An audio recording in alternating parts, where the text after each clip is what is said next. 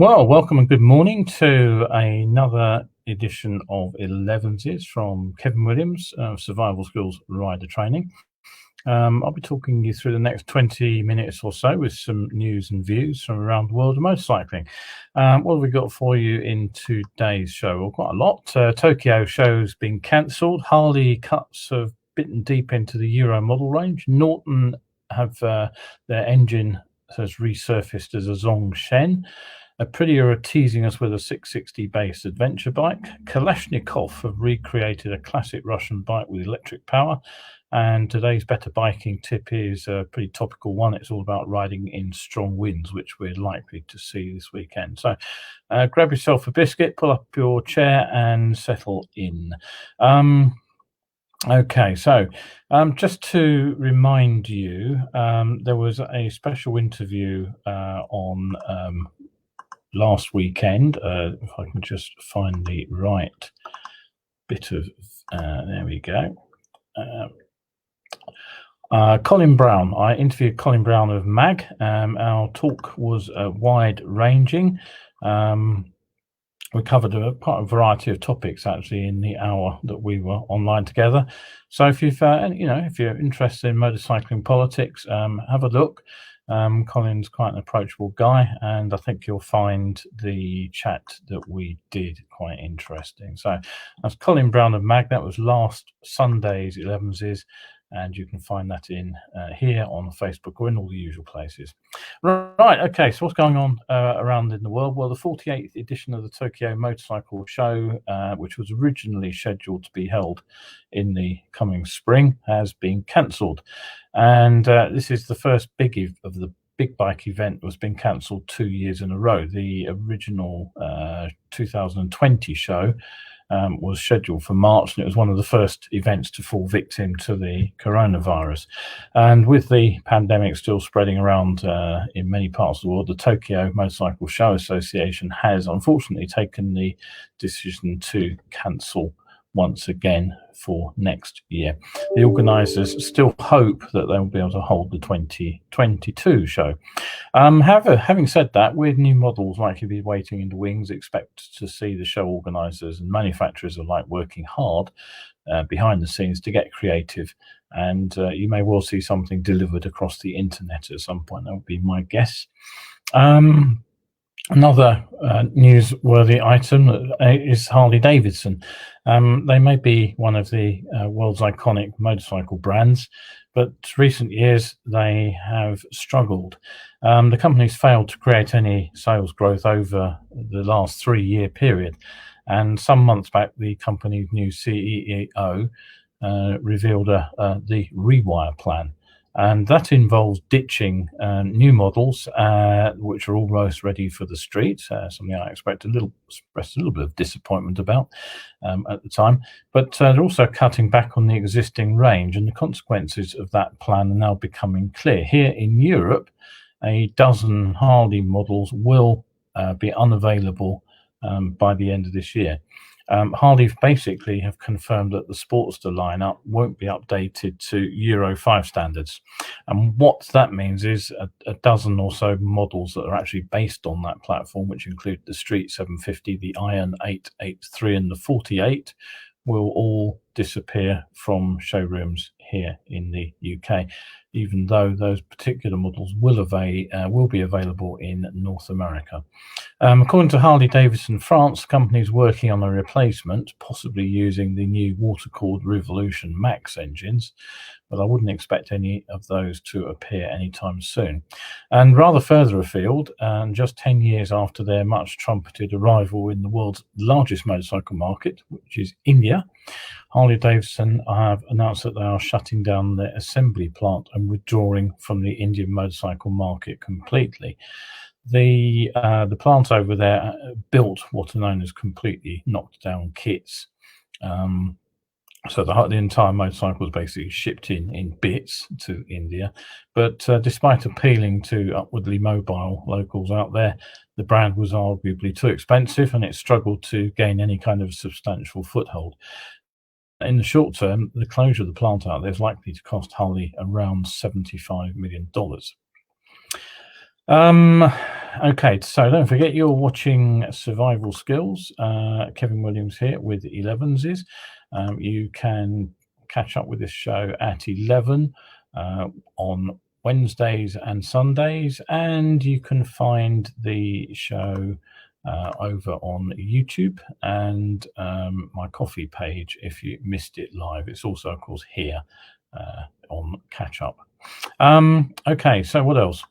Well, you may remember Norton, another troubled brand which collapsed earlier this year with a slew of debts. Now, back in 2018,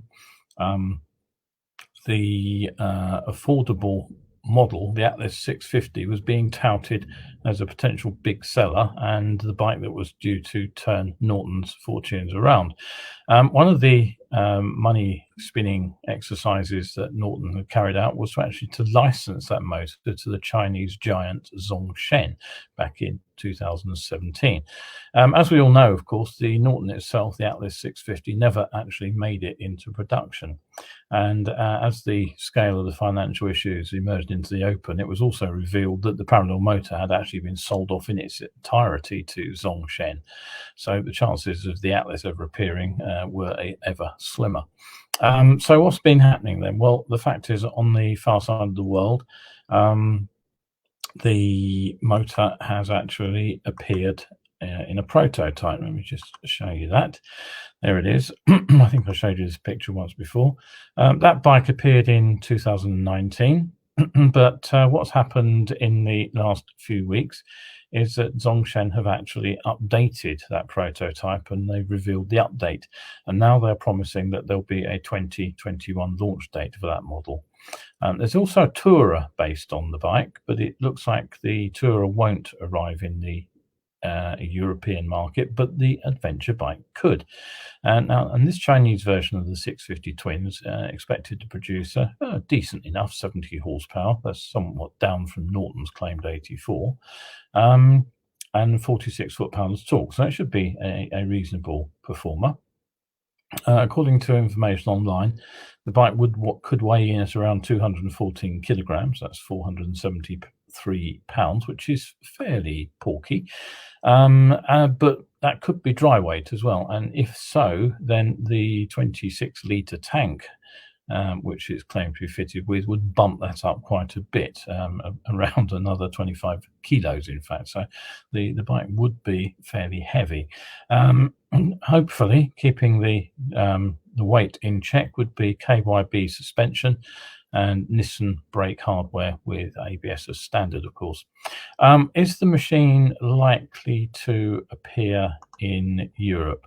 Well, that's a good question. If it does, it would go up against the sort of mid-range adventure bike markets, where it would be competing with models such as the NC 750X from Honda, Yamaha's 700 Tracer, and also at the more focused end of the market, there'd be bikes like the KTM's 790. Now, the big selling point for this machine would have to be price, but price isn't everything. The WK range has been around in the UK now for quite a while. But despite encouraging road tests of their 650s, it's still hard to crack the popular sort of cheap and nasty perception that people have of Chinese motorcycles. Another bike that is liable to hit the market is from Aprilia. Now, I'm just going to put the link up for this one. I've got it somewhere. Where is it? Here it goes. So you should see a link there to a website. Now, the Aprilia RS 660 sports bike was promised to us some time ago, and I've actually seen one review, and the writer has enthused over the combination of lightweight and a lusty engine. Naked Tuono version has also been seen as a concept and is likely to hit production fairly soon.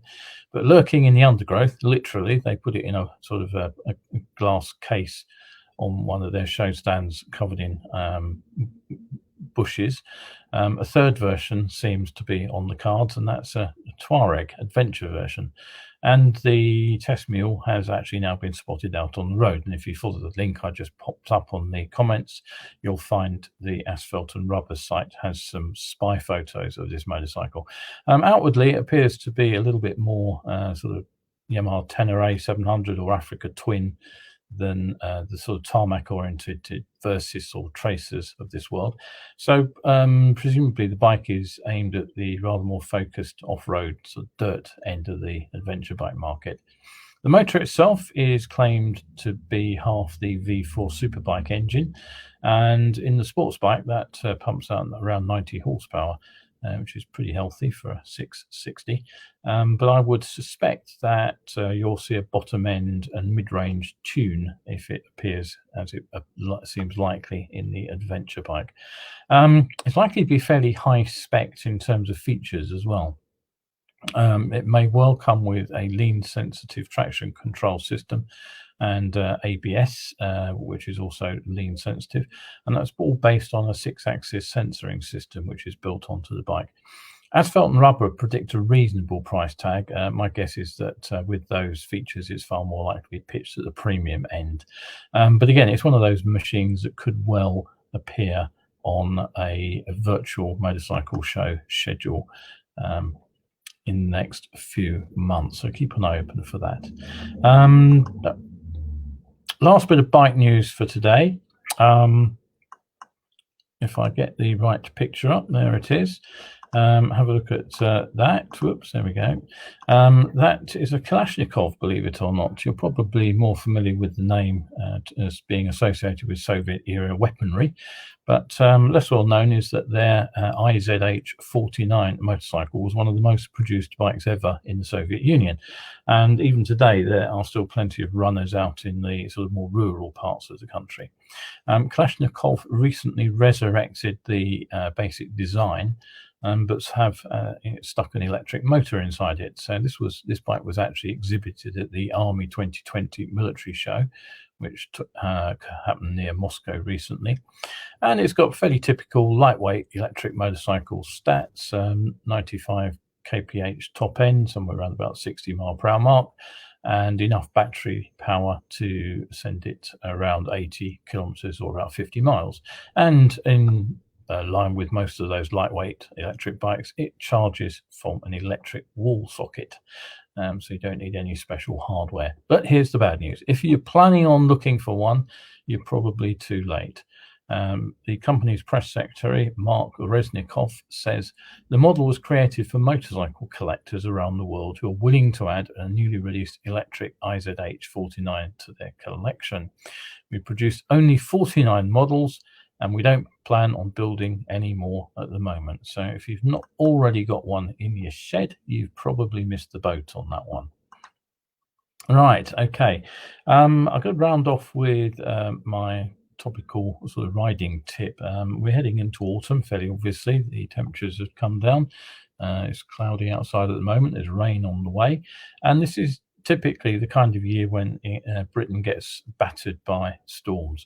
And this weekend, it looks like a relatively big one will be spinning up right over the south and central parts of the UK.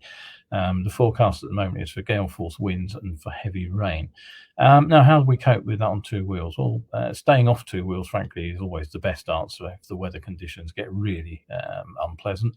But if you've switched to bikes for your commute this summer, as I know some people have, this may be your first taste of riding in strong winds. So how best to deal with them? Well, before you do anything else, the most immediate piece of advice I can give you is watch the forecast. It might seem obvious, but riders do set off completely unprepared. And what can start as a bright, sunny and still morning can easily turn into a gale-racked maelstrom of lashing rain within a couple of hours. So look at the forecast and get an overview of what's going to happen. As you're riding, you can do a bit of amateur weather forecasting too. The strongest winds are often around thunderstorms. So if you see a telltale tall cloud with rain shadow underneath it, that might be somewhere to try to detour and avoid. When you get a storm system like the one that's forming or likely to form over the UK, there's no dodging it. It basically is such a big system, it'll produce winds that cover virtually the entire country. So out on the road, we just have to deal with it. Now, where are we looking for winds? Well, the biggest problems are side winds because they try to blow you off the road, fairly obviously. You might also find headwinds. They're very tiring to ride into, and you're likely to experience tailwinds too, which are actually quite calm, in fact, and they're good for fuel consumption as well. But the important thing to remember is that our roads in the UK never run straight for more than a few minutes at a time. So you're likely to experience each and every direction of wind within just a few miles.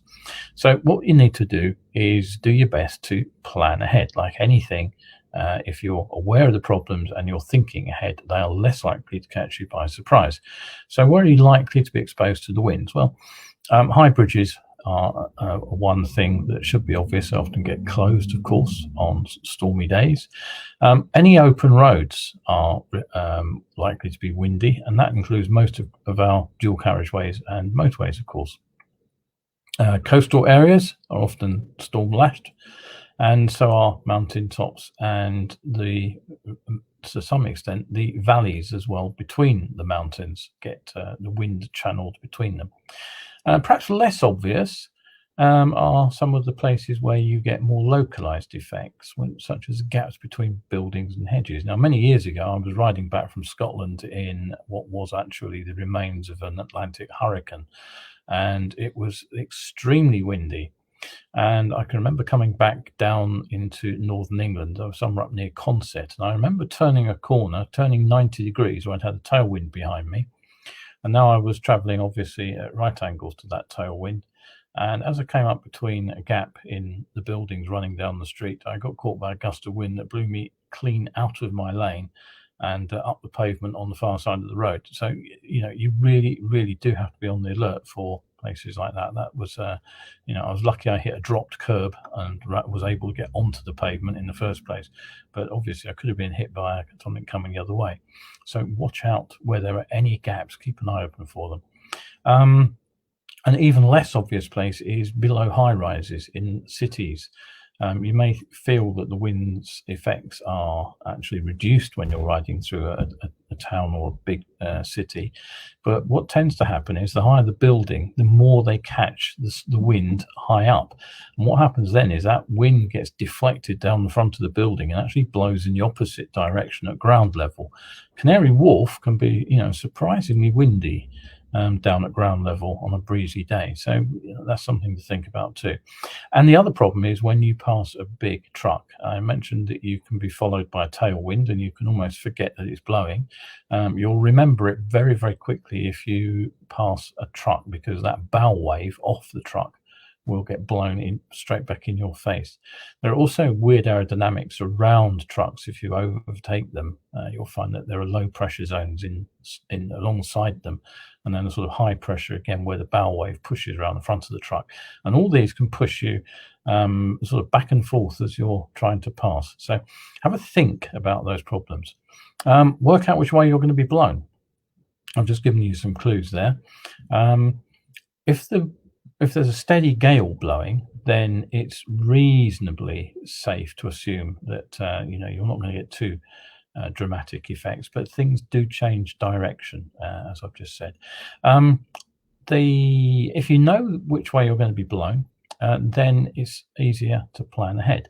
Now, the first thing I'd say is if you know you're going to be blown, for example, to the right towards oncoming traffic, then rather than sit right of centre in the lane, as I would normally do, I will tend to keep to the left, and I may reduce my visibility to the left. I may get less view into and be harder to see from side turnings, but then I can compensate for that if I know that's a problem. But what I don't want to do is sit on the outside edge of my lane and just a few centimeters away from an oncoming vehicle if that's the direction I'm likely to be blown.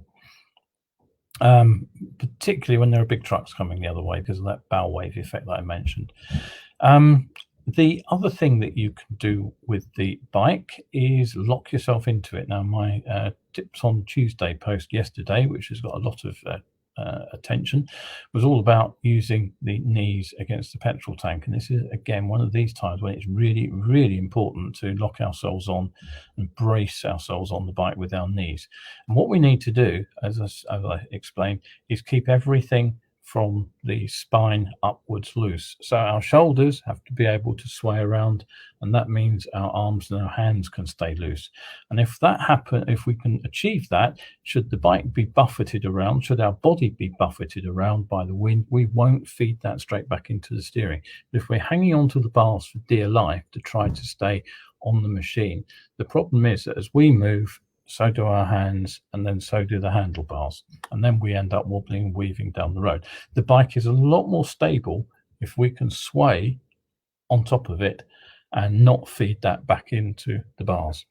Riding in strong winds from the side is knackering, quite frankly. I've had to do a couple of long rides, and after a bit, the muscle pain, the burn gets quite remarkable. I can recall 2 rides which are particularly uncomfortable, and that was one was down the coast of France, from Boulogne south to the sort of Le Havre area, in a strong side wind, and I was absolutely shattered by the end that I got to that ride. And the other one was over in the US, approaching Las Vegas, where you're riding across the Mojave Desert, and although the wind wasn't particularly strong, about 45 miles per hour, it was just absolutely unending. There's nothing to shelter behind, of course, in the desert. So 120 miles or so of that, and I could barely ride the bike at the end of that. One tip that I found useful is to sort of hang your backside off the seat a little in the direction facing the wind. And I find what that allows you to do is brace on the handlebar, which will steer the bike into the wind. So obviously if the wind is coming from your right and you're sat slightly to the right, you can brace on the right handlebar and keep the bike turning into the wind and traveling therefore in a straight line. Just eases the pain a little bit. If you can, find a route that's less exposed. If you have a motorway journey in front of you, try finding an A road which runs parallel. It will be a lot less windy than the motorway. It will take you longer, obviously, but it's damn sight more sheltered. Remember the sort of gaps in hedges, tops of hills will always be windy though. Something else to look out for is detritus that's been blown around off the trees, branches at this time of year. Many trees are still in virtually full leaf, so on a stormy day you will find twigs and branches in the road, even possibly full trees that have come down. Okay, anything else you can do? Well, slow down, but don't slow down too much. There's a fine balance here between going slow enough that you can correct when you are blown around and going so slowly that we lose the stability that comes with the forward motion of the motorcycle. Remember, motorcycles get less stable the slower they go. So there is a trade-off to find here between the point where you're blown around uncontrollably and the point where the bike is so unstable in the wind that you can't ride in a straight line anyway. So try and find somewhere in the middle of all that as a compromise to be found. Different bikes react to the wind in different ways. Generally speaking, if you've got a lot of luggage on the bike, and particularly a top box, that can catch the wind. If you can replace the top box with a tank bag, that'll help. Particularly if you've got a little fairing on the bike, it'll be tucked away better. But do make sure your tank bag is secured. I've had a tank bag blown clean off the petrol tank by a big gust. Baggy clothing, things like rucksacks, they won't help either.